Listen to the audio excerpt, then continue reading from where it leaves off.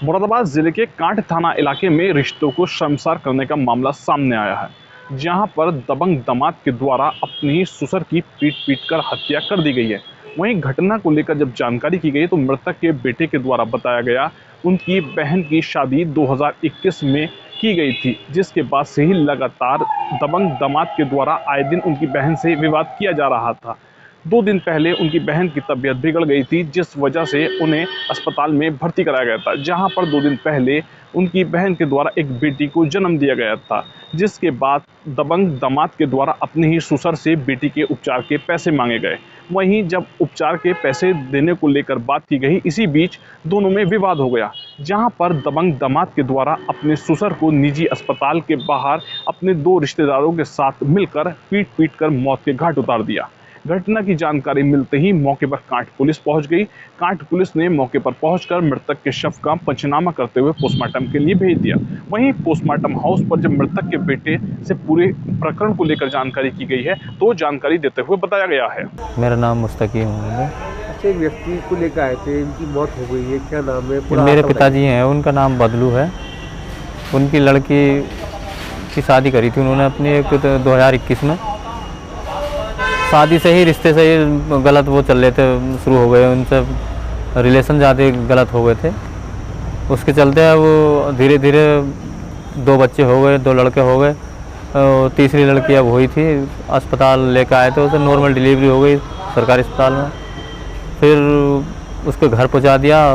अगले दिन को हम उसको बुलाया, फिर ब्लीडिंग चालू हो गई। दूसरे अस्पताल में दिखाया, कांठ में, रूबी अस्पताल है। वहाँ पर जो उनकी बहुत सीरियस तबीयत थी, उनको बेनोई को हमने फ़ोन किया।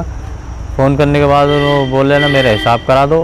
हिसाब कराने के बाद में फिर वो आए के 3 बंदे आए थे, एक रफ़ी और एक मोहम्मद शफ़ी और एक आरिफ। आके उन्होंने, मैं और मेरे पिताजी, मेरी सिस्टर और मेरे बड़े भाई वहाँ पर थे। आने के बाद में उनमें लाठी डंडों से हम पर वार कर दिया।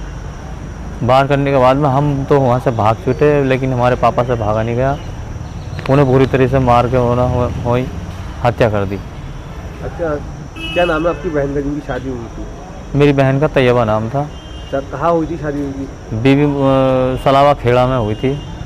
रसूलपुर चौरा के हम रहने वाले हैं। अच्छा, क्या नाम है आपके बहनों जिन्होंने मारपीट करी थी? रफ़ी नाम है, रफ़ी।